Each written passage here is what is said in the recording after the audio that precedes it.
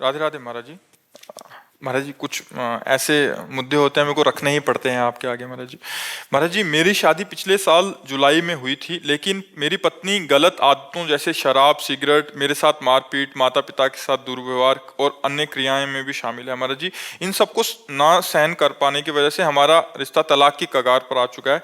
जैसे कि आपने कहा कि अगर आपने एक बार पानी ग्रहण किया तो जीवन भर साथ निभाया लेकिन वो योग्यता दोनों पक्ष में होनी चाहिए। अब कैसे तुम्हें बताएं, अगर वो बच्ची सही आचरण से चले तो एक परिवार को संभाल सकती है।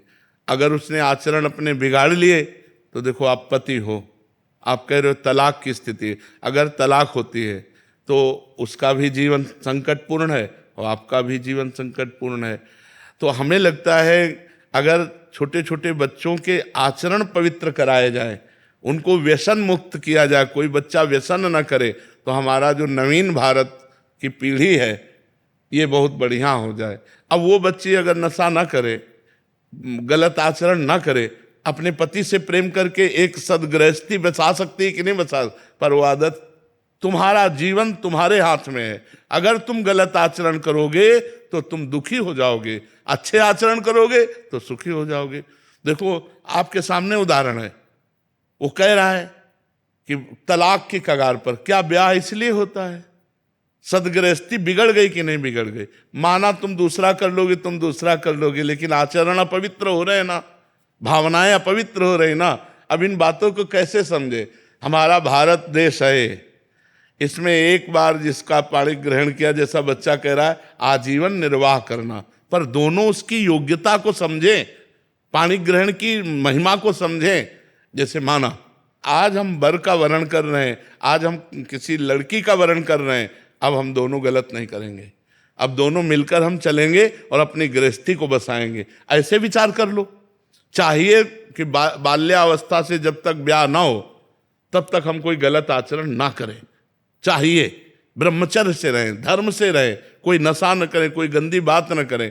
और जब पति प्राप्त हो जाए तो बात अलग है। अब पहले ही सब आचरण अगर हम बिगाड़ लेंगे तो यही बात आएगी जैसे बच्चा बोल रहा है कि अब क्या करें, उनको शराब पीना है, उनको सिगरेट पीना है, उनको पर पुरुष की तरफ देखना है, तो हम कैसे स्वीकार करें? तो गृहस्थी चौपट हो गई ना। एक वो भी अशांत है और उनको भी अशांत होना पड़ेगा। ऐसा नहीं कि वो अशांत ना हो, ऐसे आचरण वाले मिल गए तो अशांति पैदा कर देंगे। ऐसे इनसे भी ज्यादा आचरण वाले हैं ना। ये क्यों? इसका कारण ये ना, हमारे आचरण बिगड़ गए, हमारे विचार बिगड़ गए, हमारा चरित्रहीनता वही हमको दुख दे रही है। आप विचार करो, संत जन नहीं बोलेंगे, शास्त्र की बात नहीं सुनोगे तो आप सुधरोगे कैसे? जो संतों की बात है थोड़ी कड़वी लग सकती है, लेकिन वो आपको बढ़िया सुधार देगी अगर बात मान जाओगे। अब बच्चा, भगवान का सुमिरन करो और कुसंग का त्याग करो। अगर पत्नी भी कुसंग युक्त है तो उसका त्याग कर दो, नहीं जीवन खतरे में पड़ जाएगा। पक्की बात है, जीवन खतरे में पड़ जाएगा। जो गलत आचरणों वाला है उसे आप सुधार नहीं सकते, अपने को बचा सकते हो। अगर अपने को बचाना है तो आपको संग त्यागना ही पड़ेगा।